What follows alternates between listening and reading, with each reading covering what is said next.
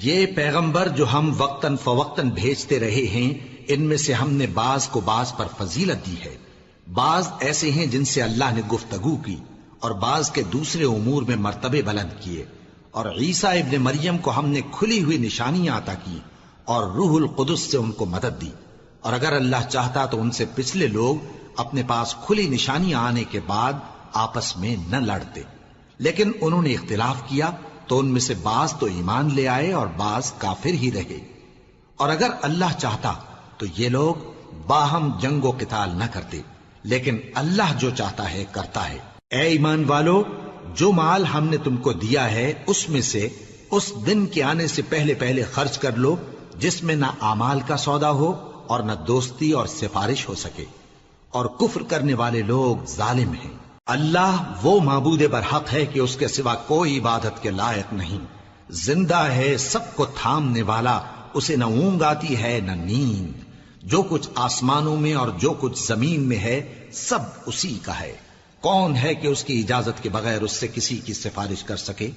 جو کچھ لوگوں کے روبرو ہو رہا ہے اور جو کچھ ان کے پیچھے ہو چکا ہے اسے سب معلوم ہے، اور لوگ اس کی معلومات میں سے کسی چیز پر دسترس حاصل نہیں کر سکتے۔ ہاں، جس قدر وہ چاہتا ہے اسی قدر معلوم کرا دیتا ہے۔ اس کی بادشاہی اور علم آسمان اور زمین سب پر حاوی ہے، اور اسے ان کی حفاظت کچھ بھی دشوار نہیں۔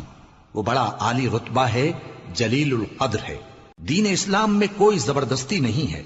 ہدایت صاف طور پر ظاہر اور گمراہی سے الگ ہو چکی ہے۔ تو جو شخص بتوں سے اعتقاد نہ رکھے اور اللہ پر ایمان لائے، اس نے ایسی مضبوط رسی ہاتھ میں پکڑ لی ہے جو کبھی ٹوٹنے والی نہیں، اور اللہ سب کچھ سنتا ہے، سب کچھ جانتا ہے۔ جو لوگ ایمان لائے ہیں ان کا دوست اللہ ہے کہ اندھیرے سے نکال کر روشنی میں لے جاتا ہے، اور جو کافر ہیں ان کے دوست شیطان ہیں کہ ان کو روشنی سے نکال کر اندھیرے میں لے جاتے ہیں۔ یہی لوگ اہل دوزخ ہیں کہ اس میں ہمیشہ رہیں گے۔ بھلا تم نے اس شخص کو نہیں دیکھا جو اس غرور کے سبب سے کہ اللہ نے اس کو سلطنت بخشی تھی، ابراہیم سے اپنے پروردگار کے بارے میں جھگڑنے لگا؟ جب ابراہیم نے کہا میرا پروردگار تو وہ ہے جو زندگی دیتا ہے اور موت دیتا ہے، وہ بولا کہ زندگی اور موت تو میں بھی دے سکتا ہوں۔ ابراہیم نے کہا کہ اللہ تو سورج کو مشرق سے نکالتا ہے، آپ اسے مغرب سے نکال دیجئے۔ یہ سن کر وہ کافر ہکا بکا رہ گیا، اور اللہ بے انصافوں کو ہدایت نہیں دیا کرتا۔ یا اسی طرح اس شخص کو نہیں دیکھا جس کا ایک بستی پر جو اپنی چھتوں پر گری پڑی تھی گزر ہوا، تو اس نے کہا کہ اللہ اس کے باشندوں کو مرنے کے بعد کیوں کر زندہ کرے گا؟ تو اللہ نے اس کی روح قبض کر لی اور 100 برس تک اس کو مردہ رکھا۔ پھر اس کو جلا اٹھایا اور پوچھا تم کتنا عرصہ مرے پڑے رہے ہو؟ اس نے جواب دیا کہ 1 دن یا اس سے بھی کم۔ اللہ نے فرمایا نہیں، بلکہ 100 برس مرے رہے ہو، اور اپنے کھانے پینے کی چیزوں کو دیکھو کہ اتنی مدت میں مطلق سڑی بسی نہیں، اور اپنے گدھے کو بھی دیکھو جو مرا پڑا ہے۔ غرض ان باتوں سے یہ ہے کہ ہم تم کو لوگوں کے لیے اپنی قدرت کی نشانی بنائیں۔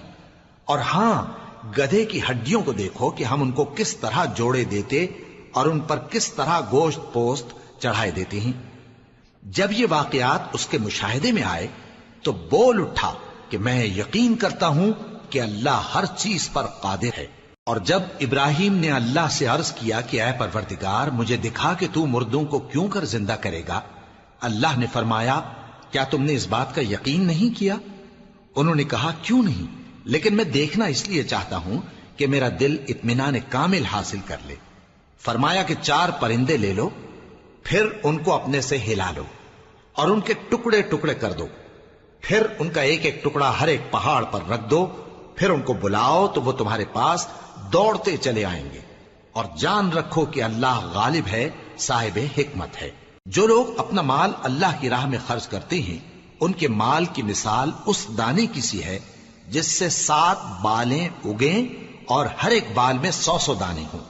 اور اللہ جس کے اجر کو چاہتا ہے اور زیادہ کرتا ہے، اور اللہ کشائش والا ہے، سب کچھ جاننے والا ہے۔ جو لوگ اپنا مال اللہ کے راستے میں صرف کرتے ہیں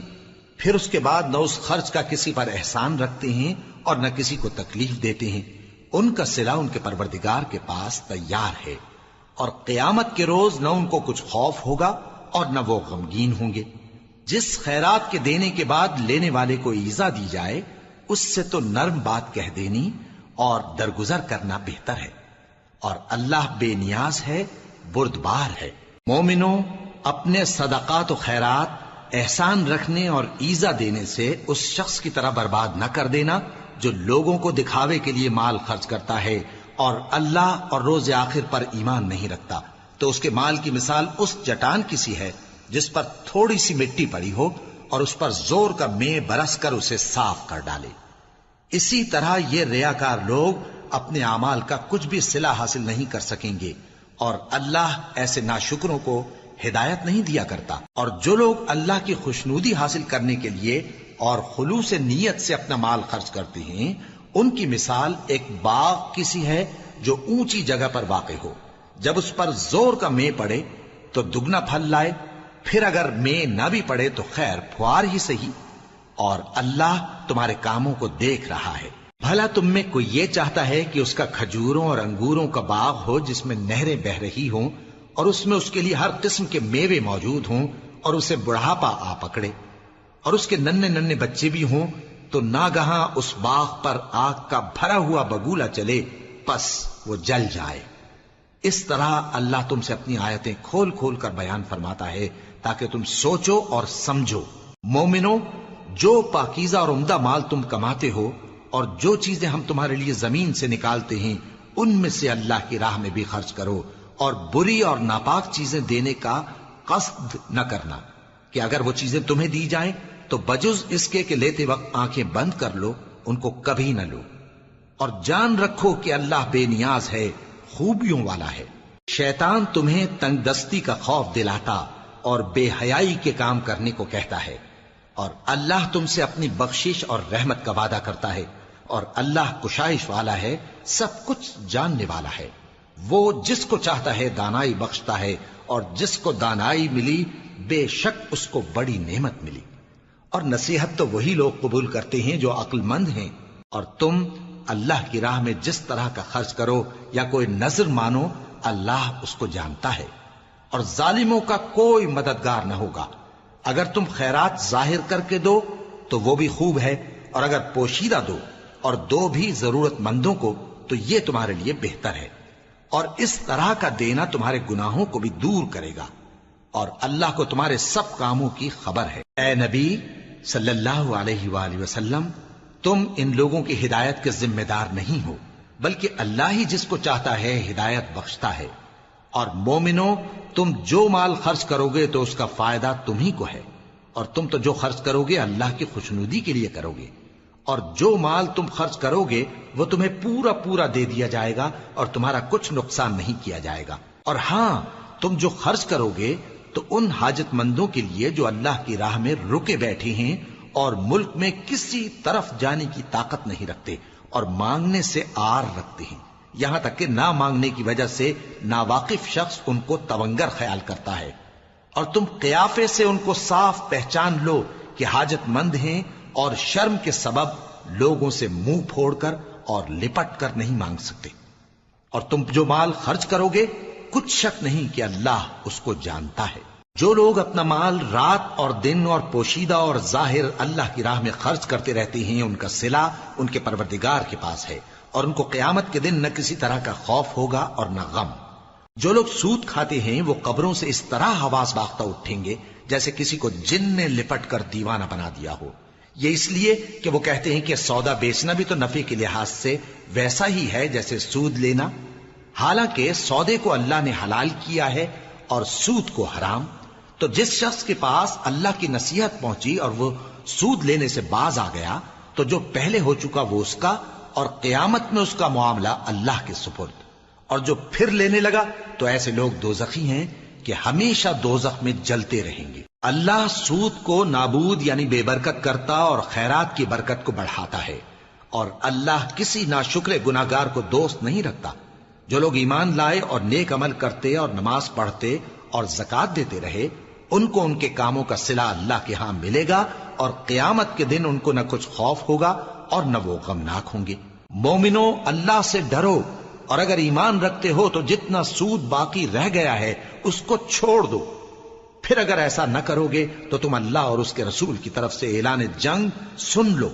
اور اگر توبہ کر لو گے اور سود چھوڑ دو گے تو تم کو اپنی اصل رقم لینے کا حق ہے، جس میں نہ اوروں کا نقصان اور نہ تمہارا نقصان۔ اور اگر قرض لینے والا تنگ دست ہو تو اسے کشائش کے حاصل ہونے تک مہلت دو، اور اگر زر قرض بخش دو تو وہ تمہارے لیے زیادہ اچھا ہے، بشرطے کہ سمجھو۔ اور اس دن سے ڈرو جبکہ تم اللہ کے حضور میں لوٹ کر جاؤ گے، اور ہر شخص اپنے اعمال کا پورا پورا بدلہ پائے گا اور کسی کو کچھ نقصان نہ ہوگا۔ مومنو، جب تم آپس میں کسی میعاد معین کے لیے قرض کا معاملہ کرنے لگو تو اس کو لکھ لیا کرو، اور لکھنے والا تم میں کسی کا نقصان نہ کرے بلکہ انصاف سے لکھے۔ نیز لکھنے والا جیسا اللہ نے اسے سکھایا ہے لکھنے سے انکار بھی نہ کرے اور دستاویز لکھ دے، اور جو شخص قرض لے وہی دستاویز کا مضمون بول کر لکھوائے، اور اللہ سے کہ اس کا مالک ہے خوف کرے، اور زر قرض میں سے کچھ کم نہ لکھوائے۔ اور اگر قرض لینے والا کم عقل یا ضعیف ہو یا مضمون لکھوانے کی قابلیت نہ رکھتا ہو تو جو اس کا ولی ہو وہ انصاف کے ساتھ مضمون لکھوائے، اور اپنے میں سے 2 مردوں کو ایسے معاملے کے گواہ کر لیا کرو، اور اگر 2 مرد نہ ہوں تو 1 مرد اور 2 عورتیں جن کو تم گواہ پسند کرو کافی ہیں، کہ اگر ان میں سے ایک بھول جائے گی تو دوسری اسے یاد دلا دے گی۔ اور جب گواہ گواہی کے لیے طلب کیے جائیں تو انکار نہ کریں، اور قرض تھوڑا ہو یا بہت اس کی دستاویز کے لکھنے لکھانے میں سستی نہ کرنا۔ یہ بات اللہ کے نزدیک نہایت قرین انصاف ہے، اور شہادت کے لیے بھی یہ بہت درست طریقہ ہے۔